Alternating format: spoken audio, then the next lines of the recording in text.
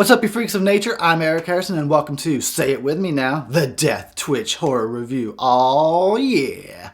Doing another franchise review here on the channel, and to start us off is a movie that actually changed the face of horror forever, Psycho from 1960.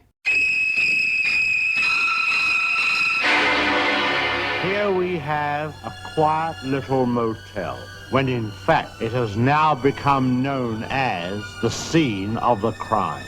You have a vacancy? Oh, we have 12 vacancies. You know, this is the first place that looks like it's hiding from the world. I think that we're all in our private traps, clamped in them.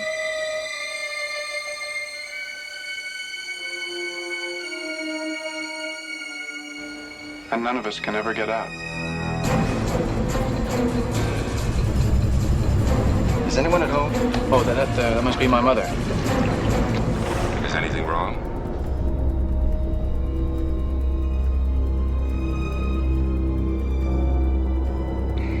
Am I acting as if there's something wrong? She's not missing so much as she's run away. Put me down. Mother! Oh, God! Mother! What are you running away from? She looked like a wrong one to you? It's not as if she were a maniac.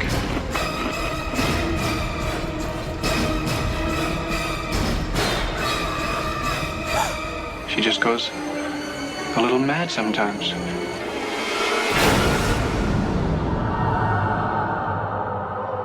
Why, she wouldn't even harm a fly. Alright, so Psycho came out in 1960 and of course was directed by the master himself, Alfred Hitchcock. Now I get to try to explain the plot. Fuck, goddamn it, wish me luck. Alright, here we go. The plot of this sucker is we're introduced to this character named Marion Crane, who is having some kind of sordid love affair on her lunch break. Her and her partner want to get hitched, but apparently they just don't have the funds to do so. She goes back to work, sees an opportunity to fix their little financial problem and run away together. She takes off with the money, drives across to a whole other state to go be with her lover before having to pull off for the night because it's just a bit too dark and rainy. She meets a whole nother new character there named Norman Bates. They have a conversation.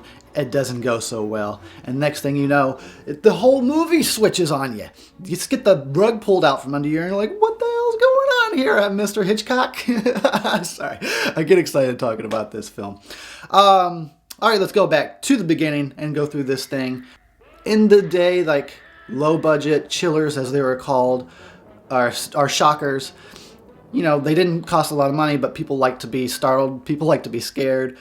So they did good at the box office, and he thought to himself, like, what if somebody that was really a good director made one of these low-budget shockers? And so he started looking for material and found it soon enough in the novel Psycho. Written vaguely about Ed Gein. And Ed Gein, you know, is a prolific serial killer. A lot of these horror movies kind of are based on him, like Norman Bates and Psycho and Silence of the Lambs and Texas Chainsaw Massacre, stuff like that. So he found exactly the kind of dark material he wanted to work with in Psycho. So then he was, you know, ready to go into pre-production, hired a guy to write the script. The guy wrote a script for him, and then they went to the studio to, you know, propose this idea, and the studio they were not having this.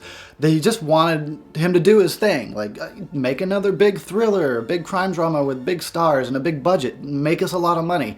And Hitchcock's like, no, I'm going in this direction. You can either, you know, join me on this venture or not. They refused to provide a budget, so he had to ultimately fund the movie himself, waiver his director's fee and all that kind of stuff in order to get the movie made. And it was only then that they kind of gave a little bit and were a little bit cooperative and like, okay, fine, you can shoot on the Universal lot and we'll you know, distribute the movie. But other than that, they were not supportive of this movie at all.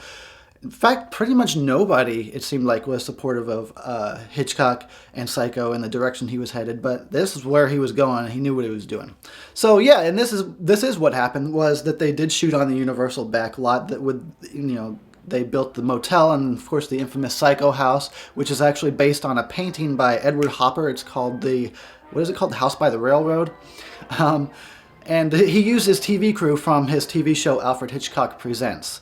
So let's jump into the movie now, talk about it from act to act to act, because this is very interesting, very meticulously organized and plotted out movie. First act of the movie, we're introduced to our characters, Marion Crane and her lover there having some sexy scenes going on in the motel room. This is 1960 here, we're talking about here. You know, the tides of things were changing, but there was still definitely an idea of sexuality, and especially not being in a marriage together was kind of taboo. So already, right from the get-go in this movie, Hitchcock is pushing boundaries, pushing buttons, kind of making the audience uncomfortable in ways and stuff like that. He's manipulating people already, right from the start. So, you know, she sees like a chance to take this money so she can go and get hitched with this dude, and she takes off with the money. But what's hilarious is, you know, the character is, this is not her. She's not a criminal. I would imagine she comes off as like absolutely pure kind of a character. I would imagine in Hitchcock's mind, she probably never even stole a piece of candy or anything in her life. She probably never told a lie. So this is the first time ever being a criminal, ever like delving into the darker side of herself. And she's not good at it. She's very suspicious. Like, so when she takes off, she sees her boss and, you know, crossing the street, and she's all nervous about that. She's driving across the state lines, and she gets pulled over by a cop, and she's so suspicious that it's like, it makes you want to get up in the screen and like shake her a little bit and be like, psh, psh, psh, come on, get your shit together. So she's driving along. The rain starts to get too bad. Even though she's almost there, she's got to pull off for the night. So she pulls into the Bates Motel, where she meets Norman Bates. So now we're on our second act of the movie, and then things do switch up again. It goes from day to night. Now it's nighttime and we're here, and it's very quiet, slow, methodical. This whole long scene here in the middle of Marion and Norman talking and getting to know each other and revealing things about themselves through their conversation, through their dialogue, is like, it's so good. I eat this stuff up like hardcore. I really love this scene. We're shown that Norman he can be calm, he can be collected, he can appear normal, but if you hit the wrong buttons, he will get angry, he will show a side of himself and then retreat back to his facade of, oh, I'm just a sweet, innocent person. So bear in mind that in 1960, audiences didn't know yet that Norman Bates was the killer. They just thought they were looking at some kind of pathetic, awkward mama's boy. As far as they were concerned, once the shower scene starts up and, like, you know, boom, curtain opens and there's some person in a dress and a wig with a knife starts stabbing and everything goes psycho. Naturally, everybody thought it was the mother. But so even after that happens, this shocking scene that just blows you away, because first of all, this is a star. This was the star of our movie, and now she's dead. Like, we were following this character was going to be like, we see her arc from first act through the second act and the third act and how it concludes, and like, whoa, wait a minute, that storyline is gone now. Like, where are we going? So completely disorienting to the audience, and that's awesome. And the movie does switch gears. It basically becomes a whole new movie. And we get to watch this character nervously cleaning up this murder scene to try and, as we, the audience at the time, assume is trying to protect his mom, who we think is the actual killer. And again, we're sympathizing with him because we don't want him to get caught, even though it's a horrible thing that just happened and we didn't want her to die, but it fucking happened. And now it's like, it's so weird that Hitchcock can manipulate us in such a way that we went from sympathizing with the good guy now to the bad guy, and we want him to clean up this mess and we want him to not get caught. And this goes on just as long as that whole dialogue between the two. It goes on slowly, meticulously, and I love it. Alright, so boom, that's it, man. We're into a whole nother act, like basically a whole new movie. It's like, alright, that was our main character. Now here's your new characters. We are introduced to Marion Crane's sister and her boyfriend now become the main characters. Not to mention the private detective who is out looking... Oh, dude. Excuse me. Personal fucking space. So goddamn. This guy is of course on this, on the scene looking for clues and whatnot to figure out what's going on here. But so it's fascinating the fact that just in the middle of the movie, it's like, all right, here's a new movie. We're moving in a new direction now. New characters. It's like crazy that he actually thought that he could get away with this and did. So what's really fascinating about this part of the movie is that then it becomes this cat and mouse game between these characters. So they do find clues and leads that lead them back to the motel and the house. And the detective goes, he questions Norman. And what's fascinating is that all the characters in the movie think that if something happened to Marion, it was because of the money. So the detective and everybody thinks if Norman Bates did anything, they must have done it for the money. But Norman Bates has no idea about the money. This was nothing about that. It was because he fucking can't help himself. He's a psycho. But that's the cool part about watching this cat and mouse game. The detective asking questions, Norman Bates getting nervous, stuttering, contradicting himself, trying to not get caught, and then we get a few more kills, and ultimately it's revealed the big shocker of the time, and I would imagine it was at the time because nobody saw it coming, was that Norman Bates, this guy we were watching this whole time that we thought was just some pathetic, awkward guy covering up for his mom, is the killer, and his mom is dead and been mummified, and this guy is just, he's all sorts of crazy. So it's revealed that he's psycho and that he's schizophrenic. He's got multiple personalities. He killed his mom. He killed who knows how many other people. It's just like all the Ed Geinness starts coming out at the end there.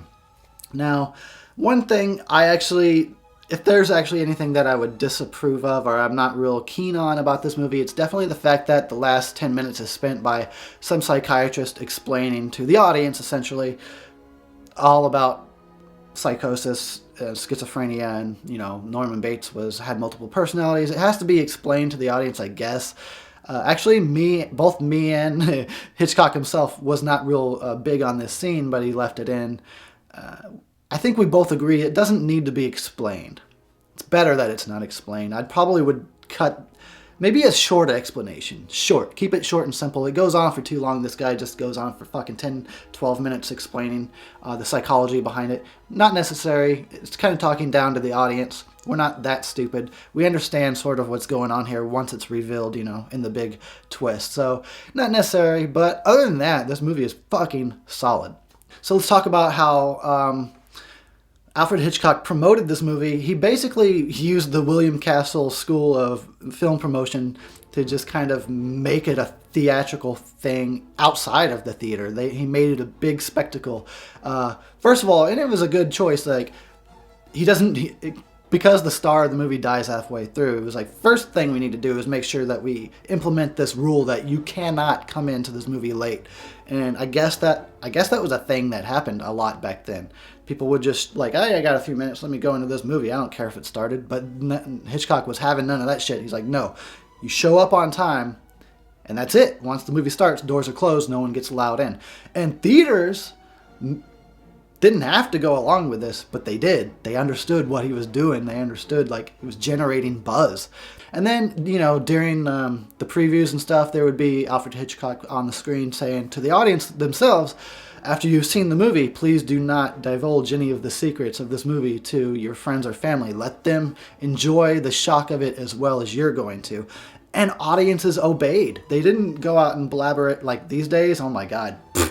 Fucking Jesus, you could not even get away with that shit these days. But thank God for pre-internet. But yeah, audiences were cool back then. Now there's something I want to talk about is because he didn't let the audience in before or after the movie started, he didn't allow critics to watch the movie ahead of time either so that they could review it. The critics had to go with the audiences on opening day and see the movie, and they were not happy about that because they were being treated like peasants, like any other viewer. I guess they thought they were better than everybody else. So some critics actually gave them Bad reviews based basically just on the fact that, oh, they didn't get a special screening. Alright, so let's rate this sucker. Who am I to rate Alfred Hitchcock movies? Who am I to rate Psycho? I'm not worthy. But if I had to, and I do, because it's a franchise review, I would give it a 4 3/4 stars. Yeah, that movie is... It probably deserves a 5. I almost... You know what? Fucking 5 stars! God damn it, I couldn't help it. The movie's too good. Too good. 5 stars. Yeah, yeah.